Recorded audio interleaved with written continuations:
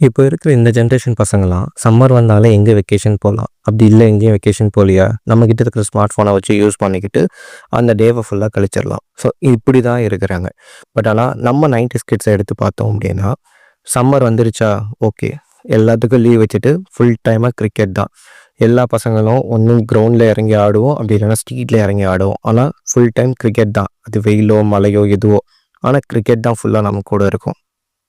அந்த டைமில் நமக்கு எல்லாருக்குமே ஃபேவரட்டாக இருந்தது ஸ்டெம்பர் பால் கிரிக்கெட் தான். ஸோ 20-30 பேர் இருப்போம். ஆனால் ஒத்த பந்து வாங்குறதுக்கு எல்லாருமே ஷேர் பண்ணுவோம். அப்படியே இல்லையா, எல்லா ஏரியாலையும் நம்ம தாசண்ணா மாதிரி ஒருத்தர் இருப்பார். நீங்கள் விளையாடுங்கடா நான் வாங்கி தரேன், அந்த மாதிரி ஒரு ஆளாக இருப்பார்.